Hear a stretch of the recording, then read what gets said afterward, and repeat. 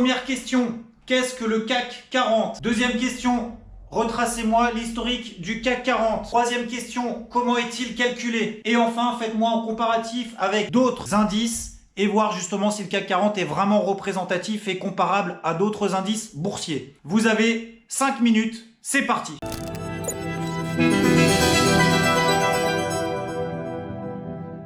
Quand on dit CAC, déjà, il faut savoir de quel CAC est-ce qu'on parle. Parce qu'il y a le CAC large 60, le CAC mid 60, le SBF 120 CAC small, le CAC mid and small, le CAC all tradable, et il y en a finalement des dizaines d'autres. On parle donc ici de l'indice CAC 40 qui est représentatif des 40 plus grosses valeurs françaises cotées sur les marchés financiers. Donc déjà, l'indice CAC 40 existe depuis 1987, le 31 décembre 1987 très exactement, et au final, il a vraiment commencé à coter que le 15 juin 1988. Et on a défini la première cotation de l'indice CAC 40 à 1000 points. Et aujourd'hui, il en vaut plus de 5300. Et là, tu es en train de te dire, si j'avais investi sur le CAC 40 dès sa création, aujourd'hui, j'aurais 5 fois plus. Eh bien, c'est absolument pas le cas, puisqu'on va voir juste après avec la notion des dividendes. Alors, comment fait le CAC 40 pour monter et pour baisser? Tout simplement en fonction de la loi de l'offre et de la demande. À l'origine, le CAC s'appelle comme ça parce qu'il a été créé par la compagnie des agents de change. Et au final, maintenant, on lui a donné un autre nom, cotation assistée en continu. Le cours du CAC 40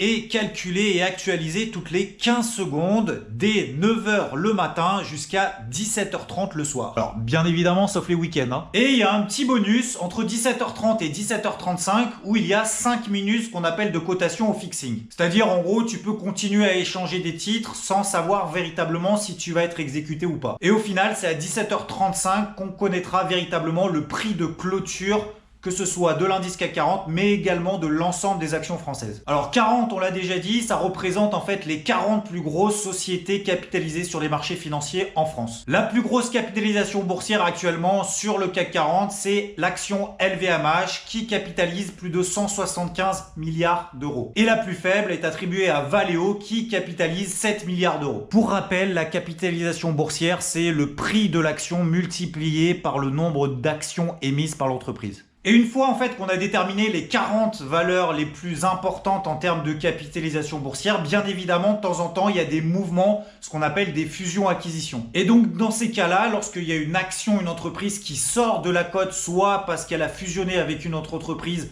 soit parce qu'elle a été rachetée par une autre, eh bien on a un conseil scientifique d'experts indépendants qui se réunissent tous les 3 mois pour pouvoir estimer quelle est la nouvelle entreprise qui va rentrer dans le CAC 40. Ouais, donc tous les 3 mois, ça va, on est large. Et du coup, cette réunion n'a lieu que les 3 mois parce qu'effectivement, il n'y a pas non plus beaucoup d'échanges et de fusions-acquisitions parmi les plus grandes entreprises du CAC 40. Bon, jusque-là, je pense que ça va. On va maintenant rentrer un petit peu plus dans les détails techniques. On va retrousser les manches.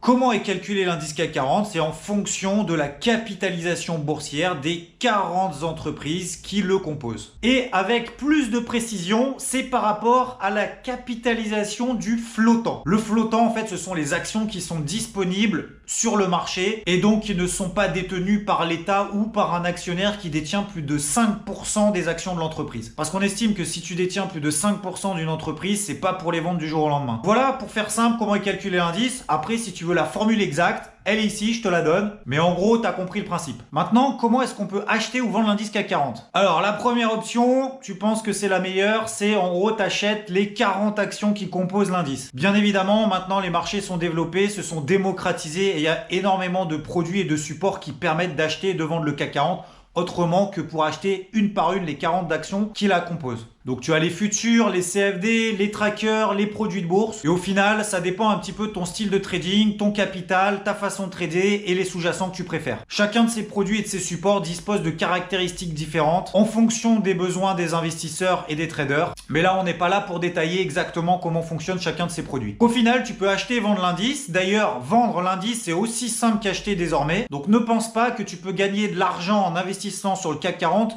uniquement à l'achat et uniquement s'il monte. Tu peux tout à fait spéculer à la baisse en vendant le CAC 40 en espérant plus tard racheter moins cher que ta position vendeuse. Donc tu l'as compris, pourquoi investir sur le CAC 40 ou d'autres indices d'ailleurs, hein, c'est exactement la même chose. Et ben c'est d'acheter un panier d'actions plutôt que d'acheter les 40 entreprises ou de faire des sélections parmi les 40 plus grosses entreprises qui cotent sur le marché français. Même si bon, j'en connais qui achètent une action de chacune des 40 actions qui composent l'indice du CAC 40 Pourquoi faire? Tout simplement pour aller aux assemblées générales et profiter un petit peu du buffet. Investir sur le CAC 40, ça permet aussi de se couvrir sur le marché. Genre tu as l'achat sur quelques actions, tu sens le roussi et à ce moment-là, tu te couvres en prenant un produit qui va justement répliquer le CAC 40 à la baisse. Et maintenant, on s'attaque à la partie un petit peu plus technique où très certainement tu vas apprendre des choses parce que notamment dans les JT et dans les différentes informations que tu peux voir à droite et à gauche, on oublie quand même des choses cruciales sur l'indice CAC 40. Et généralement d'ailleurs, on le compare à d'autres indices boursiers et ça, c'est une très grave erreur. Alors pourquoi? Tout simplement parce que l'indice CAC 40 n'est pas du tout, mais alors pas du tout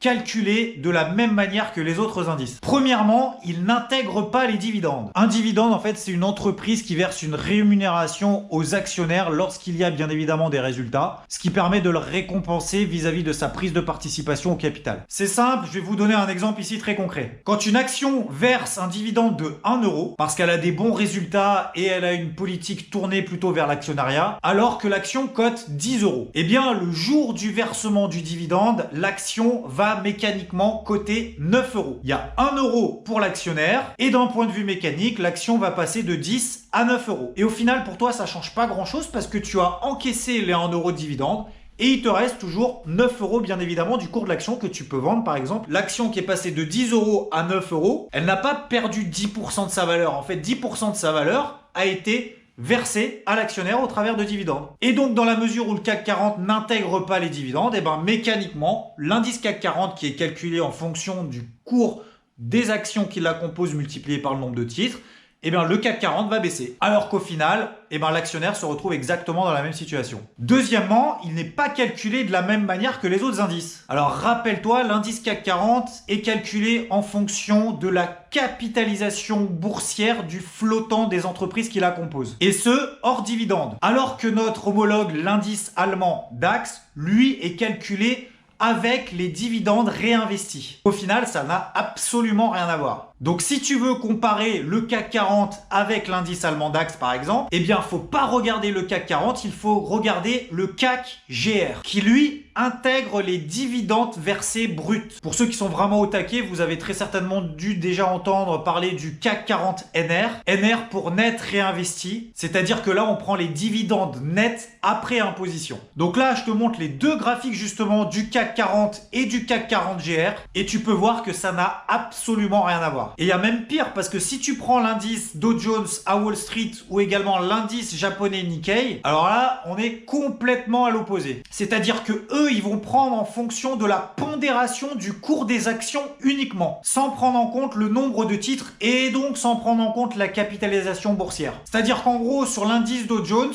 celle qui a le plus gros poids de l'indice actuellement, c'est pas Microsoft qui pèse 880 milliards de dollars, ni Apple qui pèse plus de 800 milliards de dollars, c'est Boeing qui ne pèse que 200 milliards de dollars de capitalisation, mais le cours de l'action, lui, dépasse les 370 dollars. Et tu le compares par rapport à celle qui pèse le moins dans l'indice Dow Jones, c'est Pfizer qui cote 40 dollars. Donc Boeing représente à elle seule plus de 10% du poids de l'indice Dow Jones. Donc là, il y a un débat quand même depuis le début, depuis la création de l'indice Dow Jones, en disant que effectivement, c'est absolument pas représentatif finalement de l'économie, parce que là, on part du principe tout simplement que l'action qui cote le plus cher est plus représentative que celle qui cote le moins, alors qu'au final, sa capitalisation boursière pèse beaucoup plus, voire 10 fois plus. Mais là, on va pas partir dans le débat de savoir quel est l'indice qui est le mieux calculé et qui représente au final le mieux l'économie. Donc au final, tu vois que le CAC 40 a commencé à coter à 1000 points, il en vaut aujourd'hui plus de 5300 points,